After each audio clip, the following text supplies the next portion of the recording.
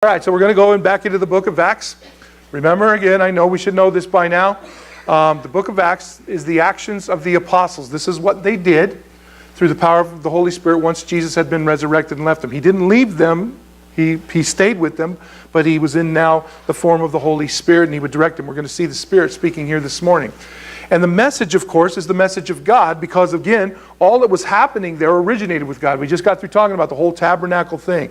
We got, all of that stuff. And when you understand all of that stuff that you just think, oh, that was for the Jews, it was for another time, it's for another people, you couldn't be further from the truth. You're way off. Those things were all pointing those people to who Jesus Christ would be. And ultimately, we now have the complete revelation of God, which we of course call the Bible.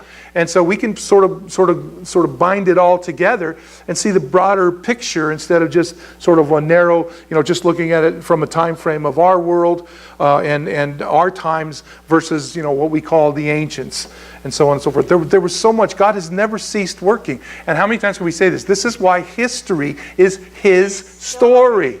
Okay? It's always been about Him. It always has been and it always will be. And people are just going to have to get over it. It doesn't really matter what they think about that. It's just the way it is. So the message of God has been that. And of course, the key figure in this thing, or the key theme, I guess, is that of the resurrection. It keeps popping up because it was necessary, because it was the resurrection of the Lord Jesus Christ, which we're getting ready to celebrate I think it's next month, it's April, Easter in April this year. Next month, it's that separates and makes Christianity unique from all the other religions in the earth. We're the only ones that hold to this. And it isn't it's the Scripture. I mean, it's the Scripture, and this is what it taught, and this is what believed, and this is what literally changed the world upside down. There's a reason it was called, we live in the year 2015 AD. Now, they've tried to change it, common era, at common era, or before common era. It's AD. Okay? Why is that? Because this one life changed everything. Okay? This is why His name is thrown out even in curses, for goodness sake. Hello? It's there. You don't hear anybody walking around and going, "Oh, Gandhi." Doesn't have the same ring to it. Hitler.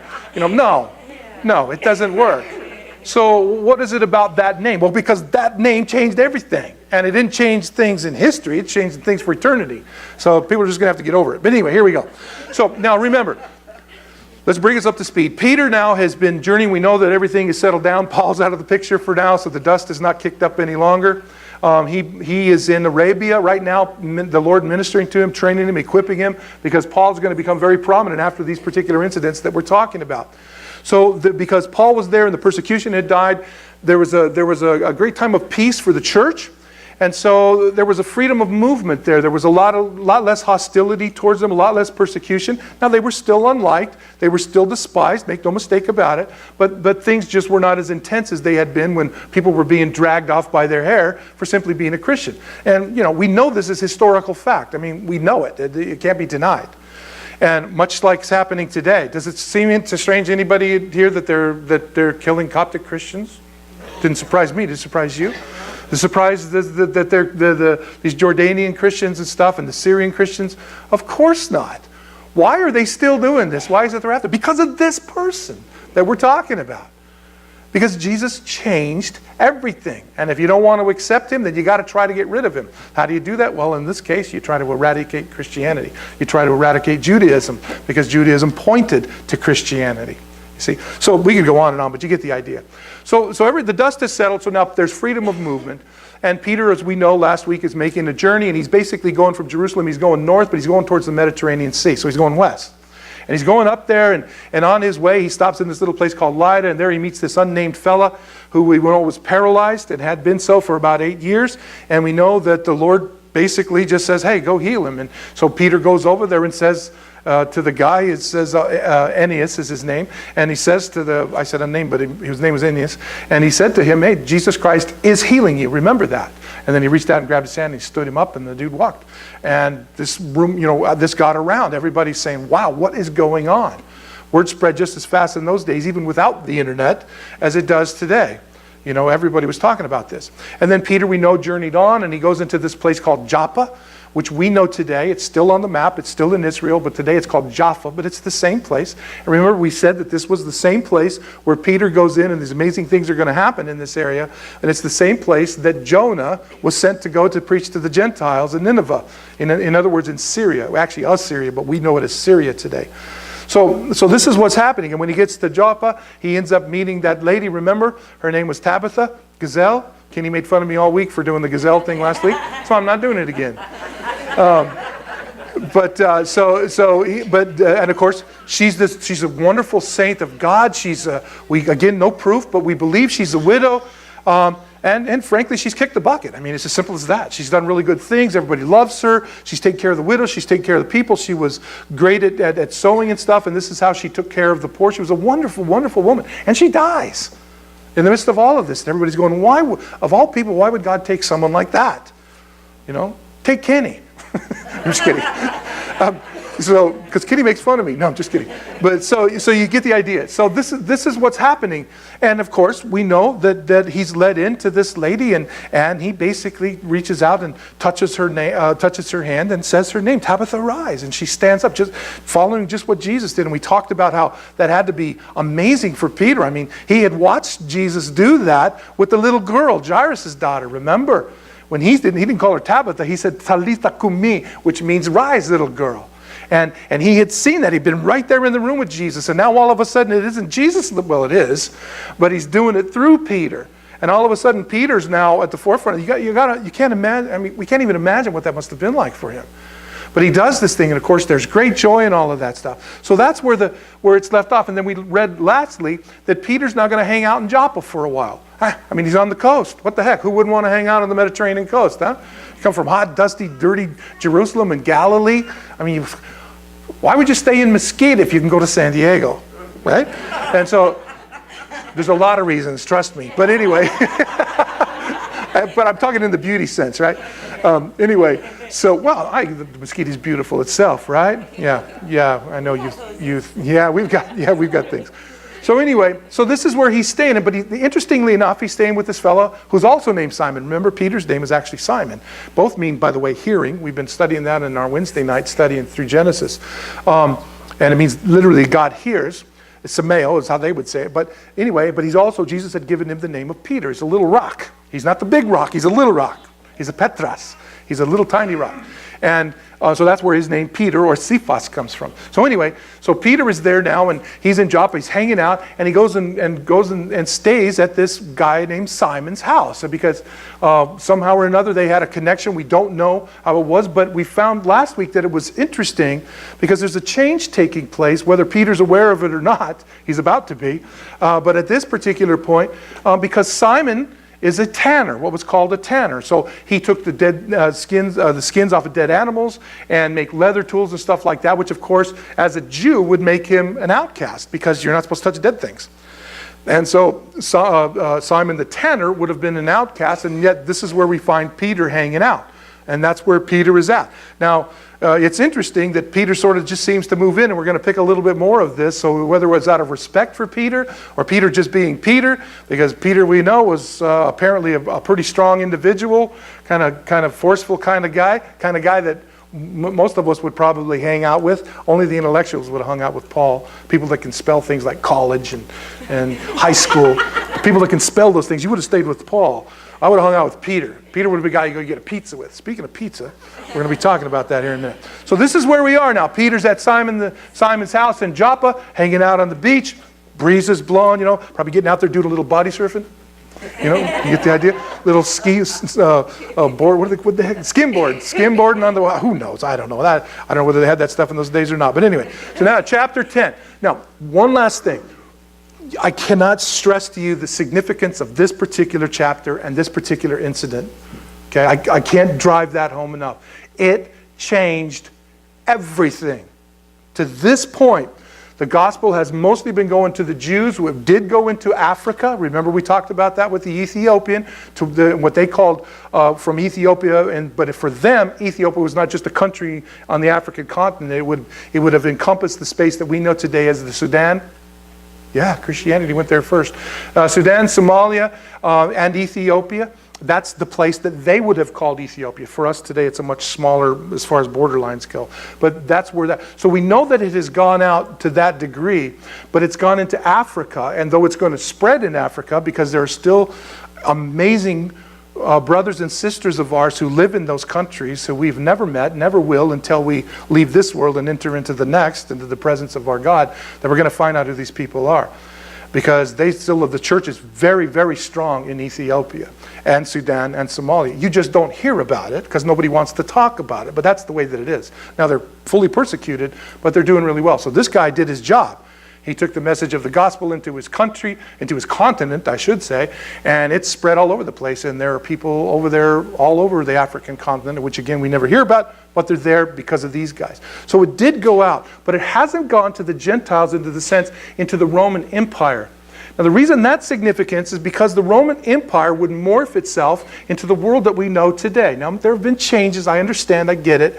But the basis for that, and out of Europe and all of these kinds of things, and the Mediterranean area, that's where everybody else came from. I mean, after all, we all know, if we're European descent, we came from over there, right?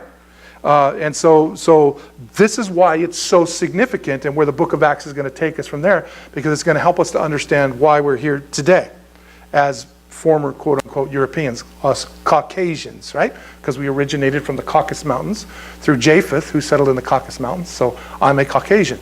So are you, if you're from that area. So you get the idea. So this is what's happening. So the significance here. Now watch this. This is amazing stuff. So there was a certain man in Caesarea, and his name was Cornelius, and called Cornelius. Now, Caesarea, as we've talked about, Herod the Great was there when Jesus was born. He was the sort of the puppet king of Rome. Remember that? The guy was a rotten individual. He was just a miserable guy. But he loved Rome, and he bowed to Rome, and he was just basically their puppet. And to show his faithfulness to them, he built this incredible city, which is still there, by the way. If you've been to Israel, you've been to Caesarea probably. And he built this place right on the Mediterranean, and I mean, it is absolutely beautiful.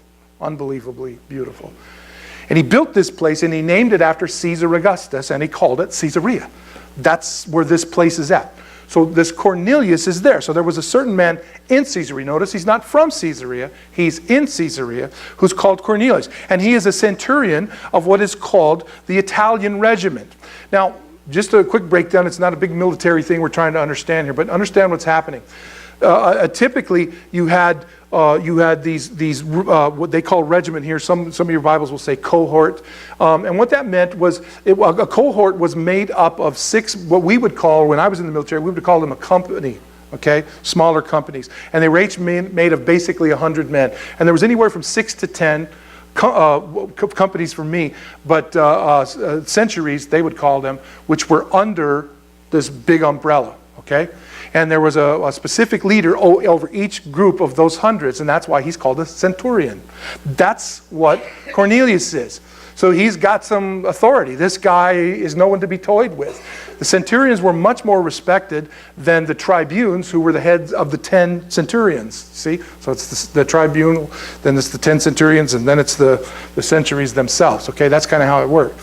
And because that guy, he stood in the office and pointed at a map and said, "You take your guys there and fight." And you take. So he was the guy that stood up and told everybody what to do. The centurions were actually with the men, with the traveling. They were out there on the battlefields fighting just like everybody else. But they were very seasoned veterans.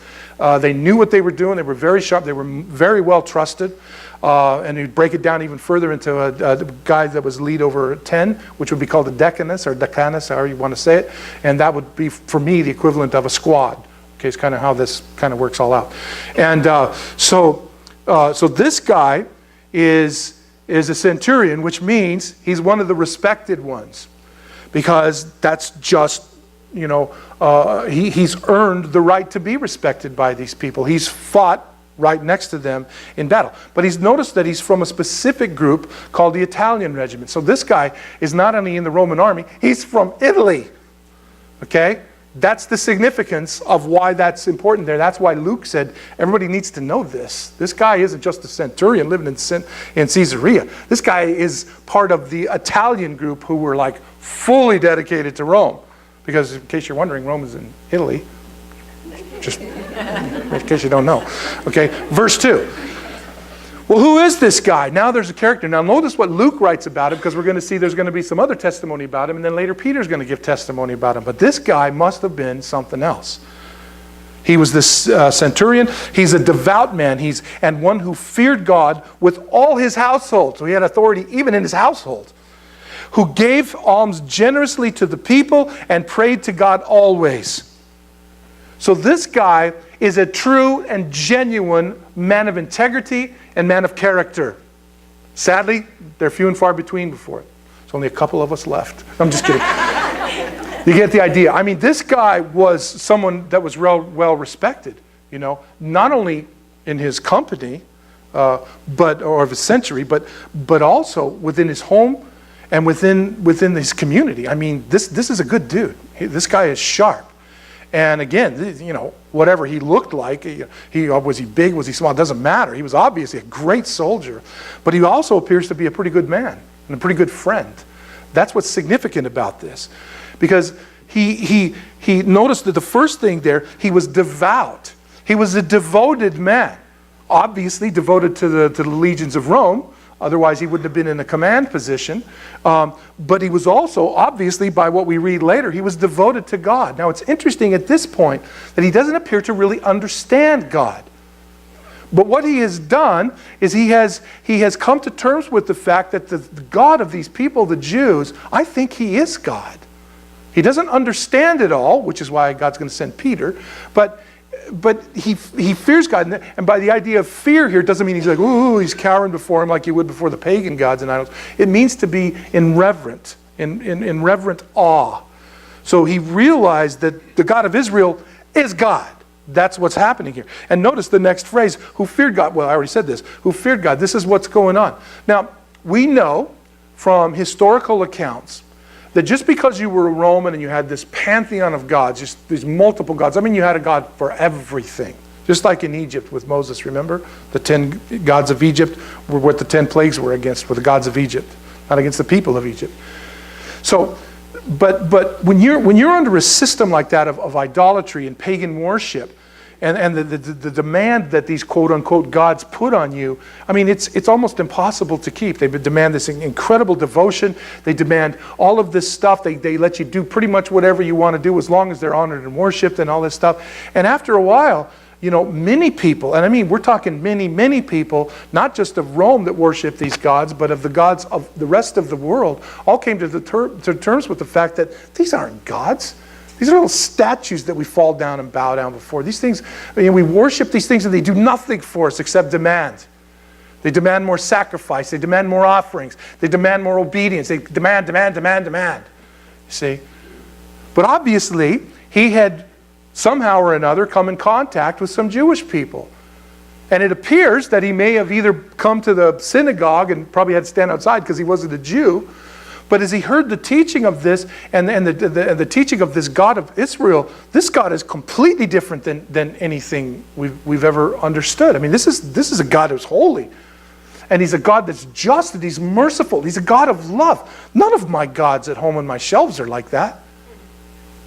And that he loves in spite of sin. Now again, how? Well, the sacrificial system, because they had missed what it all meant. But this was the view he had. And he had obviously come to terms with the fact that this God really is the God, is the true God. He's the one God. Okay? And he had obviously shared this with his household. Later we're going to see that he probably shared this with some of his friends in his company as well. Because there were many Roman soldiers that had become Christians. And we're going to be talking about one of those before. Well, here in just a minute. He feared God with all his household and he gave alms generously. So he recognized who this God was, and this was a benevolent God. Not a beastly God, a demanding God and all of these other things. I mean, why would anybody want to follow a God like that? Why would you want to follow a God that demands the death of somebody who doesn't believe in him? What kind of God is that? I don't understand the mentality in this. Is your God so weak that he has to send you to defeat those the infidel? The unbeliever? I mean, what is that? What kind of God is that? If he's God, let him take care of it himself. Right? I mean, it's just, but people do. They bow down to everything, don't they? I did. You probably did too. Oh, well, I didn't put out any statues and stuff like that. Well, no. What was your statue? What was it that you had devoted your life to that was taking you nowhere, which you knew, but decided you'd bow down to it any stinking ways? Anyways, right? That's what we're talking about. But this guy, he's like, no, I don't want any more of that. This is the true God. He's a benevolent God. Therefore, I'm going to be benevolent. So I'm going to give offerings. I'm going to give alms. I'm going to take care of people. Because this God seems to think that I'm important, even though I don't understand him, and I don't understand how to have a relationship with him. I understand that this is what he desires. So I'm going to do this with the people that are around me. I mean, this guy is truly an amazing. This is the kind of guy, if you're in the military, that you want to have as your CO, your commanding officer, right? This is the guy you want. This is the guy you want that as a boss. Or it could be a woman. We're just talking about a guy right now. These are the people that you want. Because they're genuinely interested in you. Doesn't mean they're going to be, they're not going to be strict. It just means that they understand. And that there's a genuineness to them. You know what I'm talking about. Now, what's interesting about this is look at the character of this guy. He gave alms generously to the people, and he prayed to God always. We're going to see how and why we tie this in with the Jews here in just a minute. But this guy is continuously talking to God. Remember, that's all prayer is. We get this idea that prayer is these moments and there is a aspect of it where we set this time aside to just be with God. But prayer is just speaking with God. Being constantly and consistently aware of his presence in your life. You just hang out with him. That's what he wants to do. He just wants you to make him part of what's going on. He just does. Well, unless, of course, there's a slap in his face, then it's probably not best to ask him to be a part of that. But you get the idea.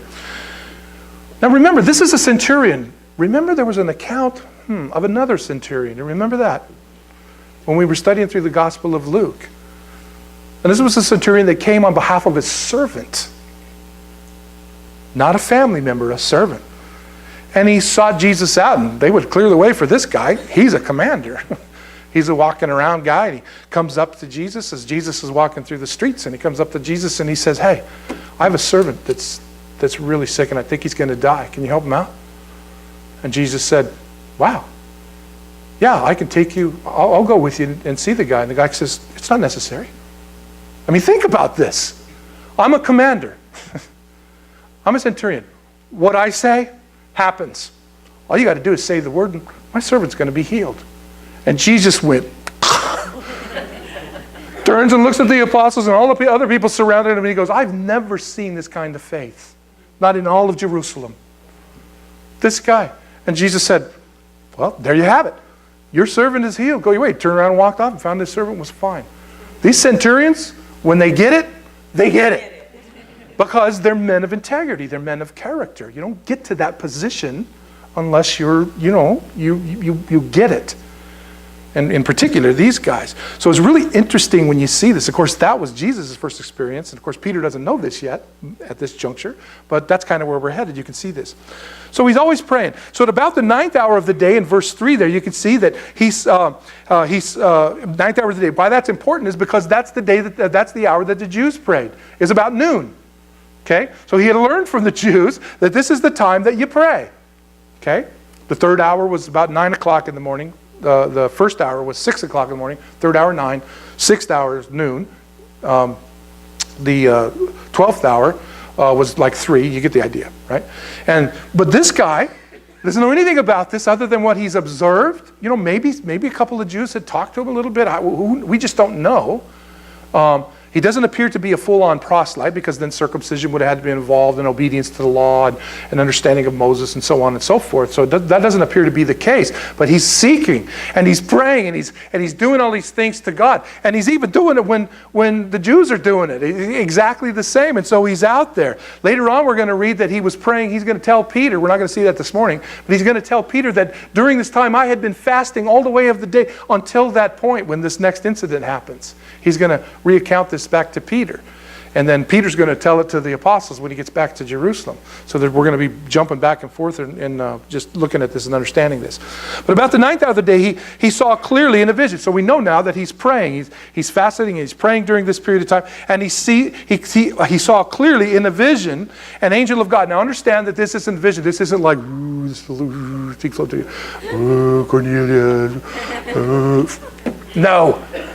The reason they translated it this way in the New King James is because there was an actual angel there. Okay? That's what the word means. See, we think vision. We think we understand all these words.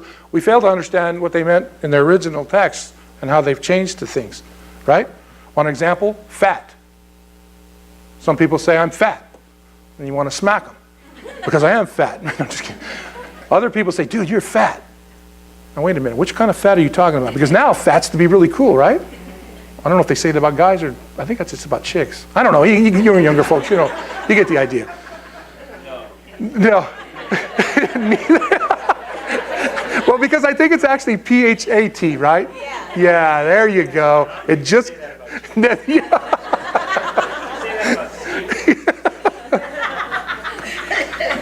Anyway, but you see, words change, obviously. The word gay does not mean what it used to mean. All right, just as simple as that. So you get the idea, and that's what's happening. So this idea of the vision doesn't mean that there was some dreary little smoky, organ playing incident. I mean, there was an angel showed up. He was standing there. Angels often do this, by the way, in the scripture. We know that. Showed up to Mary, talked to Mary, showed up to Joseph, talked to Joseph, showed up to Zacharias in the temple. Remember, angel is nothing more than a messenger. That's it. That's what the word angelos means. Messenger. That's all he is a messenger. Okay, now that's significant for where we're headed, so just remember that. So there's an actual angel in this guy. So as the day he saw clearly in a vision, that's the whole concept of he saw clearly. In other words, the guy was really there. An angel of God, interesting. It's an angel of God. Cornelius would recognize it was of God. Why? He's been fasting and praying. For how long, we don't know. Did he expect this to take place? Probably not. Oftentimes we feel when we fast and we pray that God, we know he hears, but we're crying out to him why he's not answering. You ever happen to you? Yeah, like all the time, right? Yeah, it's like, God, where are you? And he's like, I'm right here, dude. Just relax. Well, you're not answering. Yes, you're right, because if I told you right now, you wouldn't get it, doofus. Well, God doesn't call people doofus, but you get the idea. Okay? And that's what's happening. And the angel of God coming in and saying to him, Cornelius. Whoa. So God has dispatched an angel in response to this dude's prayer and fasting. And the guy shows up and is standing right before him. And he doesn't say, hey, young man, centurion.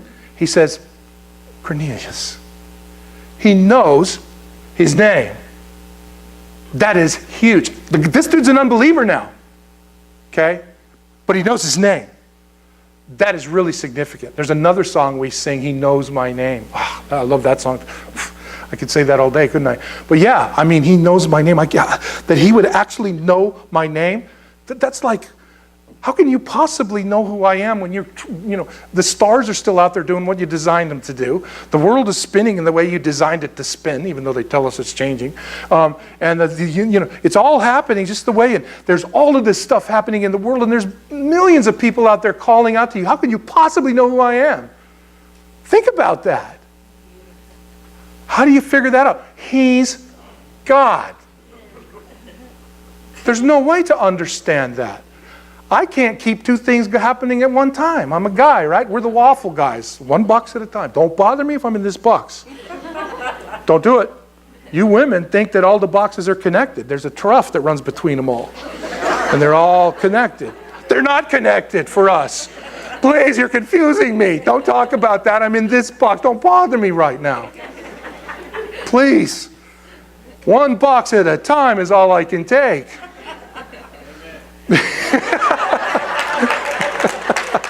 It's true. It's true.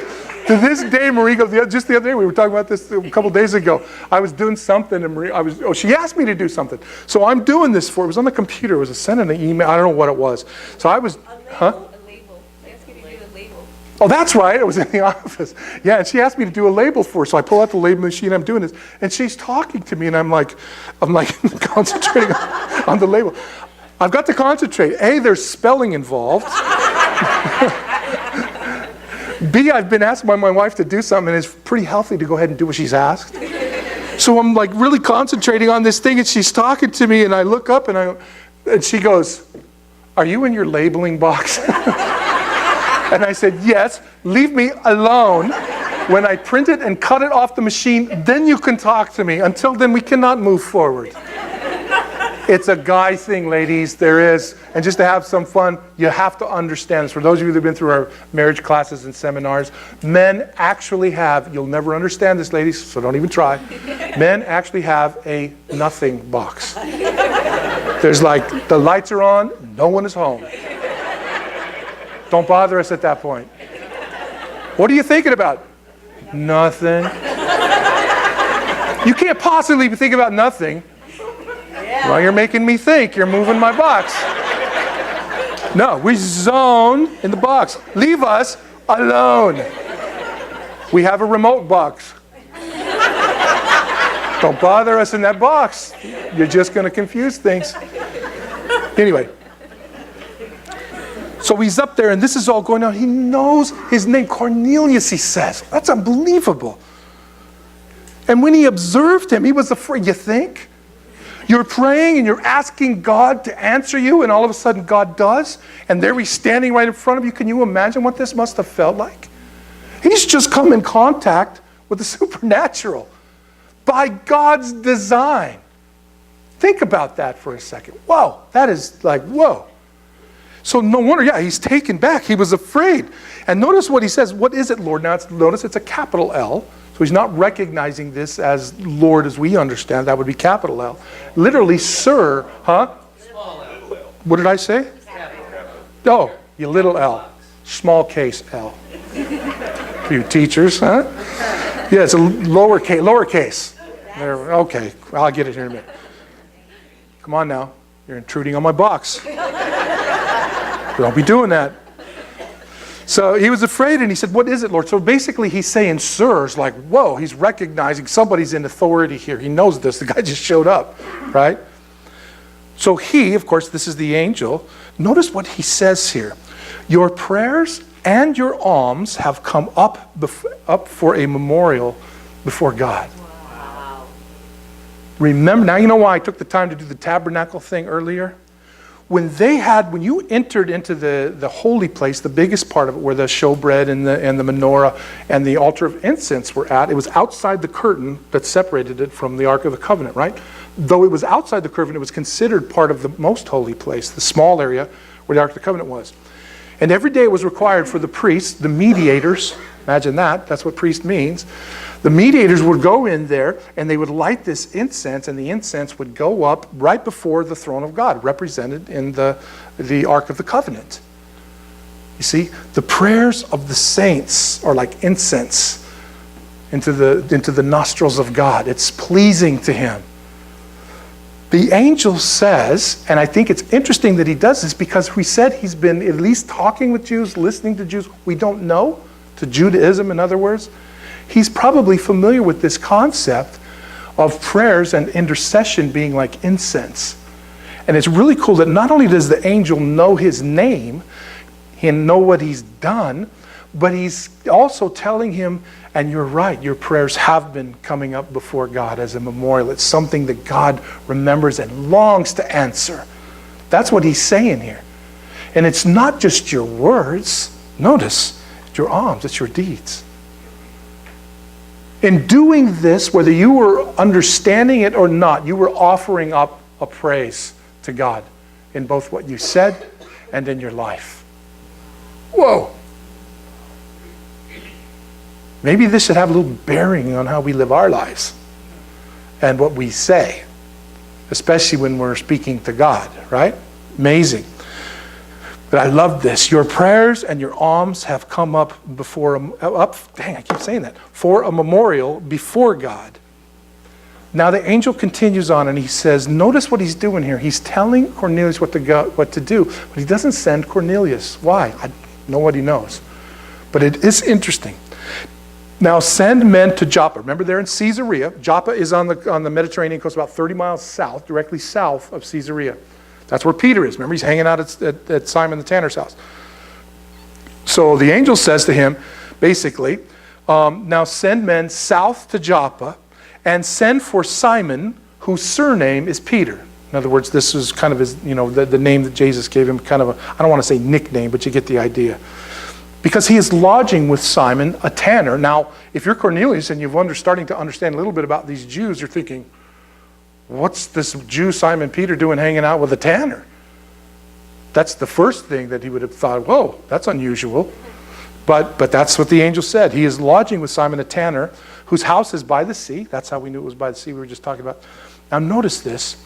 And he, Simon Peter, will tell you what you must do. Isn't it interesting that God sends a messenger to a man who doesn't really understand or know God, but has been crying out to him, and though God knows him, he doesn't allow the angel to be involved in the man's eternity. He's got to go to Peter. He's got to go to Simon Peter, to another human being. Couldn't God have just sent the messenger to explain what happened with Jesus? And why it was so significant and how it had changed everything? Why did the angel? Because that's not what angels do. They're not responsible to carry the gospel. You and I are. That's why Jesus told us that. That's our responsibility. Yes, in our prayers, but in what we do, that's how we share the gospel. Are we men and women like Cornelius so that when people look at us, they say, wow, that's a man of God or a woman of God. They're devoted. And look at them, they're praying all the time. They're always giving to people. They're always caring about people. Can that be said of us? If not, why not? Interesting concept. So he's lodging with Simon the tanner, whose house is by the sea, and he will tell you what you must do. It's not the angel's responsibility to give the message of salvation. That belongs to Peter at this juncture. It's passed on to the rest of us. It's going to be passed on to Paul and the rest of us. But at this juncture, it's Peter. Significant, but we'll talk about that here in a few minutes. And when the angel who spoke to him had departed, literally the word means he just basically turned and sort of walked away. I mean, that's the word departed in the English. In the Greek, it doesn't mean he just went into thin air. It means he turned around and walked out. Angels always were walking around places in the scriptures. You see them all over the dang place. And that's what they do. Even Paul said, look, you better be careful, man, because sometimes you've hung out with angels, you didn't even know it. Whoa! Yeah. So when the angel spoke to him had departed, Cornelius called 2 of his household servants and, notice, a devout soldier. So he's going to send 2 from his household who were at least at this level, the level of light that they had about truth. He sends one of those, but he also sends a soldier with him. Somebody who obviously had been responsive to what Cornelius was. I mean, imagine these guys sitting around the house with whatever soldiers from his century were hanging out in the front room, and he's saying, you know what, you guys, I know what we've believed all these years, but we've been wrong.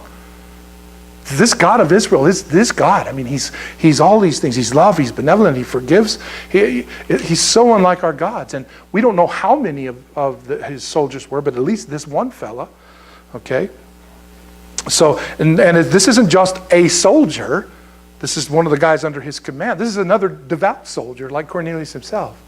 Interesting what's happening here. And no doubt about it, we're not told, but no doubt about it, God knows this guy's name too. Okay?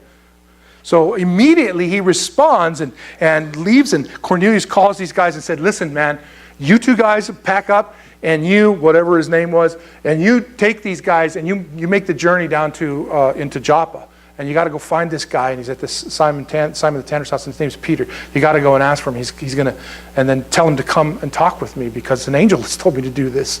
That's what it says in this next verse. And a devout soldier from among those who waited on him continually. So it was obviously somebody that was in his immediate service. And verse 8, so when he had explained all these things to them, so he told these guys what had happened. He was not afraid to talk about his testimony.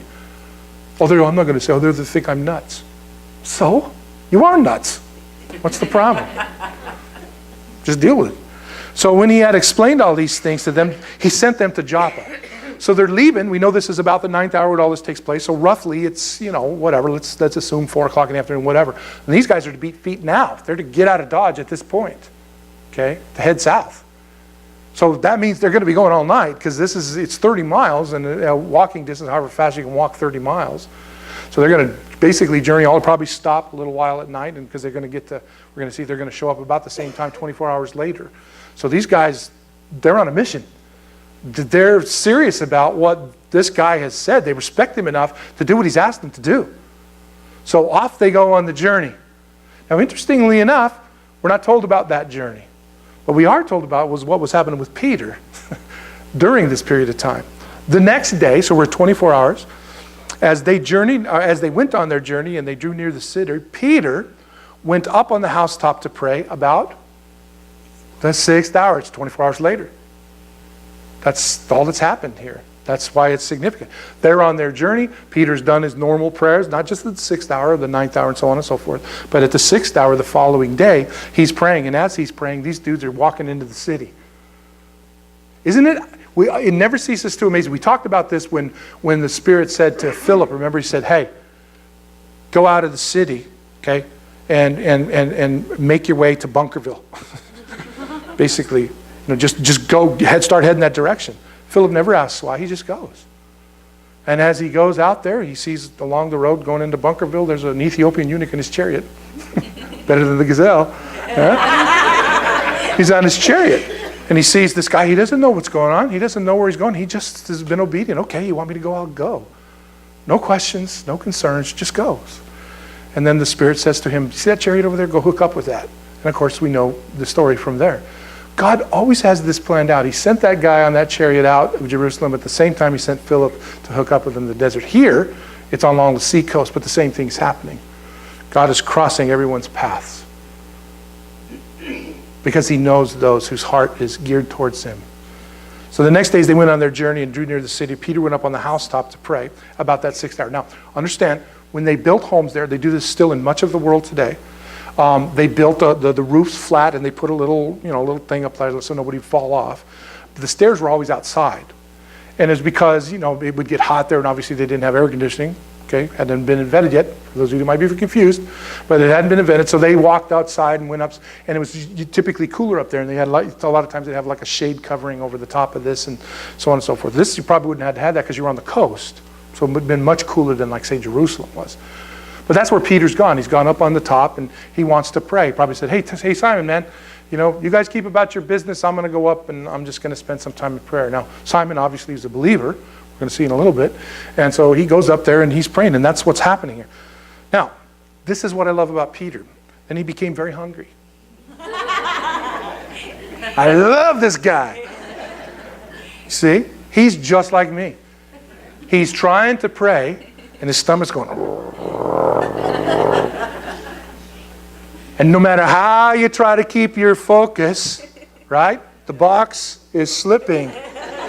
It's slipping from prayer to here, sliding down.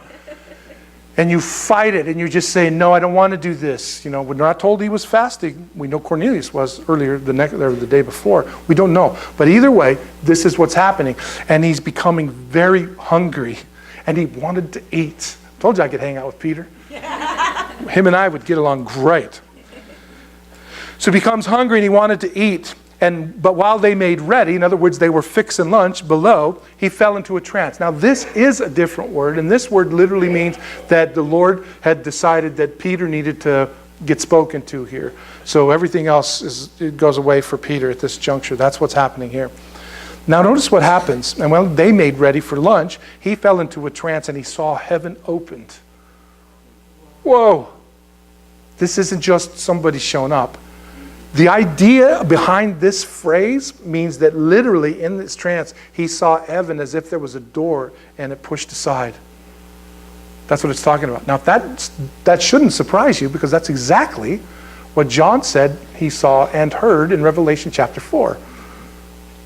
And the Lord, though at that time said, come on up here, he's calling his people back to himself at that juncture. But Peter sees heaven open. Now, for Peter, if you're a Jew and heaven opens up, there's one immediate account that your mind goes back to. Jacob. In Genesis chapter 28, I think it was. Takes a couple of stones for a pillow. I guess they hadn't seen that commercial in those days, My Pillow. But anyway, he lays down on the pillow, and of course he has the dream, and heaven is opened up, and this time a ladder comes down to him. See, Christ hadn't prepared the way yet, so it was different. But anyway, so immediately he's thinking, oh my gosh, it's like Jacob saw, right? But notice what's happened here. So he saw heaven open and an object like a great sheet. It doesn't say it was, it said it looked like a sheet. Whatever it was is irrelevant, but it looked from Peter's perspective like a sheet, and it was tied at the four corners. So picture a sheet tied with a rope and extending up into heaven, and this thing's coming out of heaven. The door's open in heaven, and now it's coming down. Now notice what happens. It was descending to him and let down to the earth. Now, this, could you imagine this? You're laying up there, you're sleeping, and you're going, dang, I'm starving, man. And all of a sudden you're zoned, and there's heaven opened up, and this sheet's coming out of the sky, and you're just going, well, that's never happened before. Okay? And it's coming down. We don't know what's happened. But then as it gets down, Peter finds out what's in this thing. Now, we've talked about this in the past. In it were all kinds of four-footed animals of the earth, wild beasts, creeping things, that's the critters, and birds of the air. Everything that's unclean, that Peter as a Jew wasn't supposed to get near, let alone eat. So you got pigs in there. You got beetles, beetles, bug beetles. You got catfish. You got all kinds of stuff in this thing. And Peter immediately recognizes this is whoa, I can't be near these things. I'm a Jew. I can't be near this stuff. This is not kosher. Right? That's what's happening here. And as Peter's looking at this and he's recognizing this, he hears the Lord's voice. Interesting how now it's the Lord speaking instead of an angel. Why? Because Peter belongs to the Lord. The Lord talks to his people. He sends messengers to those who are still outside the family. Sometimes messengers even to his people, but he speaks directly to us. At times. He most clearly through this. But either way, the voice comes out to him and it says, rise, Peter, kill and eat. Now notice the three things. Rise. So whether Peter was still laying down or he'd taken a step back because of what he saw, we don't know. So rise, Peter. There's the name again. Kill and eat. This is not a request. This is not a request. He's telling him what he needs to do. Okay? Now, if you're a Jew, on this housetop and you see this thing this thing come down like this and you see this stuff, I mean, like we said before, that's a BLT. I can't eat a BLT. It's that ham steak from Eureka. I can't have that either. You know, a fried catfish? Oh my gosh. Man, now I'm really getting hungry. But you get the idea, right? But it's an Italian guy that has sent these guys to here. So I'm sure it was a pizza coming down. But this pizza had bacon, and it had ham, and it had sausage all over the top of it. See this? Maybe a brat. You can't eat any of this stuff. I know, I'm killing myself here. I'm getting hungry, but look, I'm getting weak in the knees. I can hardly stand. So this is what he saw. Now that sounds strange to you and I, but what God is showing him is this. And God says, rise. The Lord says to him, rise and kill and eat. Now, let me just add this juncture in here. Obviously, as a pastor, I've had to help people through the dilemma of this. And we live in a world and stuff, and I don't want to get way off on this, but just so that you know this. And people have come to me and said, well, I wanted to talk to you about this because I'm a vegan, or vegetarian, and there's nothing wrong with that. The issue was why. That's the issue. You can do any of those things. In fact, it's probably good for you. It's pretty obvious. I am not. Okay? But that's what the issue comes. And it's like, well, the killed animals and stuff like that, take them to this passage. If you want to be a vegan as a believer, fine, be a vegan. That's wonderful. Praise God, you have that ability. I couldn't do it, or a vegetarian or whatever. But don't do that because it's bad, because obviously the Lord doesn't think so. See, that's what's happening here. So just keep that in mind. All right, I've had to talk to a few people about this, and they're always like, oh. So anyway, so that's what's going. Now look at Peter's response. Now watch this. But Peter said, notice, in contrast to the command, right? In contrast to that, but, that's the contrast, Peter said, not so, Lord. What has he just done? What? Anybody know? He's arguing. He's just taken the position of Lord. If he's Lord, you don't say not so. And if you say not so, he's not Lord. This is a complete contradiction in a phrase. The Lord has not just shown him something to which he might have been able to say no, or maybe not so. But this is the voice of the Lord. This was a command. Do this. No. No, Lord. Well, then I'm not Lord. You see, you can't have it both ways. You just can't. Not so, Lord, for I've never eaten anything common or unclean. In other words, no. Now, here you can understand what Peter's saying. We get the whole thing, we get it. But do you see what's happening here? The Lord is trying to tell Peter, there's a change coming, Peter, and you're going to have to embrace it. And Peter says, but wait a minute, all my life I've done so-and-so. And God said, yeah, and all your life you've been wrong. This doesn't matter any longer. Those things were for a purpose. I had a purpose in them. They've served their purpose. It's no longer the case. And remember with Noah, before the flood, pre-diluvian we call it, before the flood, Noah was a vegetarian. He ate the herbs of the field and no animals. But after the flood, then God said, now all of the animals are going to be in fear of you and you can eat them. You just can't eat them with the blood, because blood is life. So there's a big change that's taken place here. So Peter says, not so. I've never eaten anything. So the poor guy's got to hear this a couple of times. And that's exactly what's going to happen. Okay? No, I can't do that. And the voice spoke to him again, saying the second time, what God has cleansed, you must not call common. So notice it doesn't say just simply what God calls, but what God has cleansed. So there's something has taken place now that those animals are no longer. They were, but now they're no longer because they've been cleansed. You see what I'm saying? This is important to understand. So what God has cleansed, you must not call common. In other words, don't call it defiled. When I say it's not defiled, you can't say that it is. Okay? This was done 3 times, not the sheet going up and down, but the Lord saying this to Peter 3 times. It took Peter 3 times before he got this. And he still didn't really get it. We're going to see here in a minute. Now there's another encounter that the Lord had with Peter that took place just a few years before this, right after the resurrection. Do you remember the account on the beach on the Sea of Galilee? And the Lord asked him 3 times, Peter, do you love me? Remember that? The Lord, for some reason with Peter, works in 3s. We work a lot with 3s, but in our case, Peter is our subject. So interesting. So this was done 3 times. How many visitors are showing up? 3. We're starting to get it.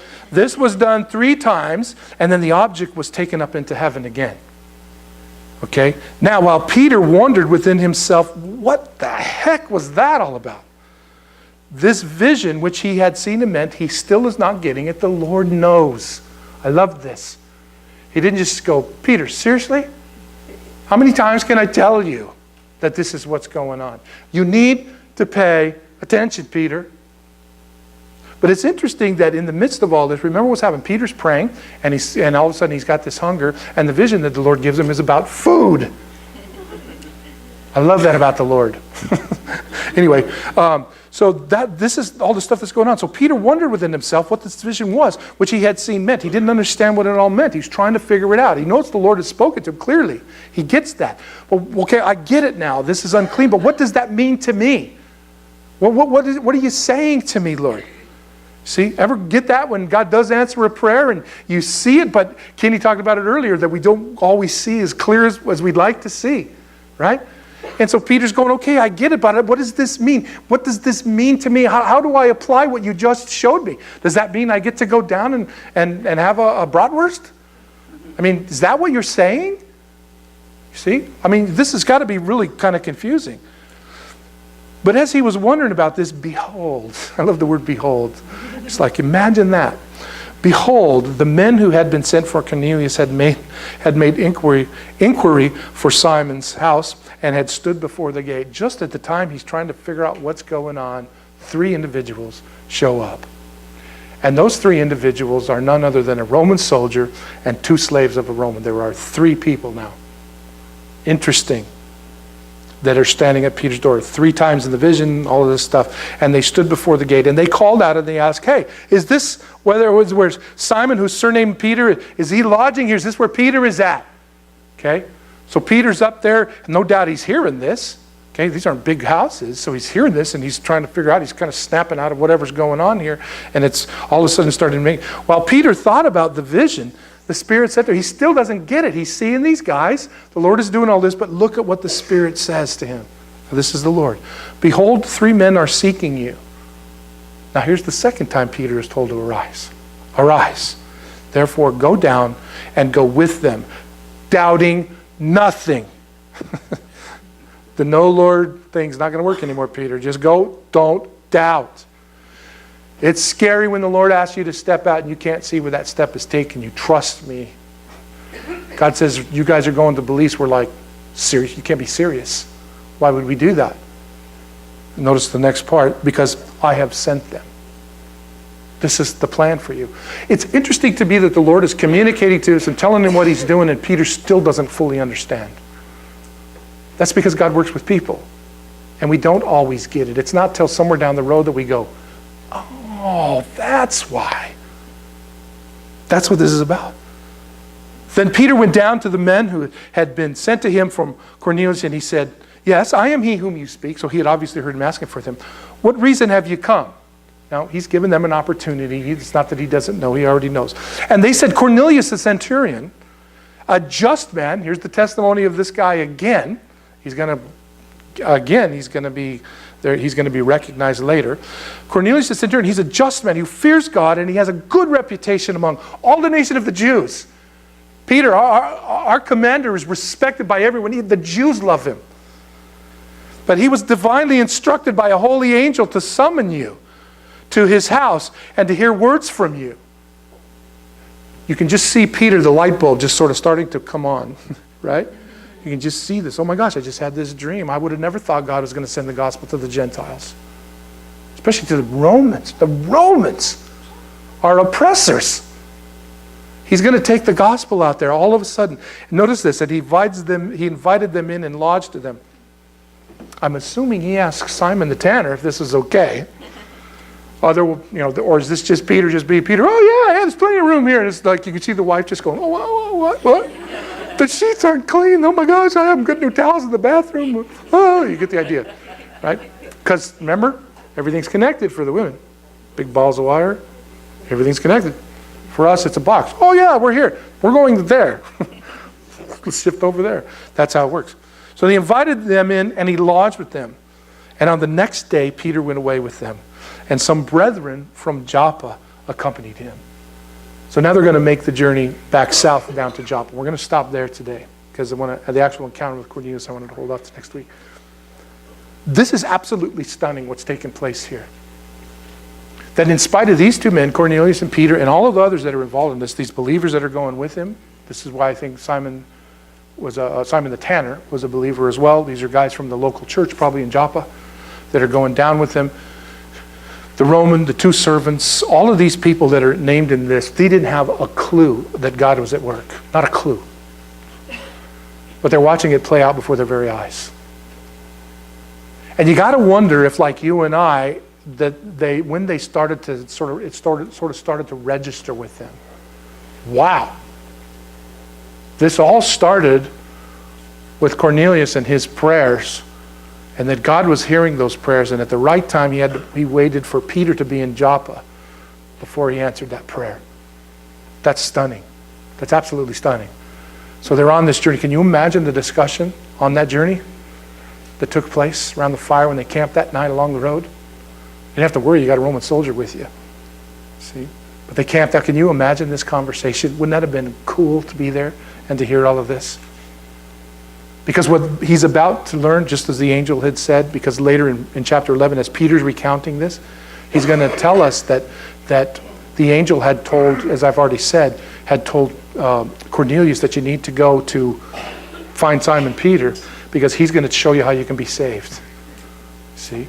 Because it wasn't about Peter, it wasn't about Cornelius, it's about the Lord and his faithfulness to do what he's asked. And we're going to learn that Cornelius knew about Jesus. He had heard of Jesus. He had heard of the resurrection and the crucifixion. These things had made their way to him. And maybe in his mind he's trying to equate, wow, this man sounds a lot like this God. We just don't know. But interestingly enough, this is all happening, and Cornelius has done this, by being behooved by the angel. But at the same time, what's being represented here is the Lord Jesus Christ, as we said it always is.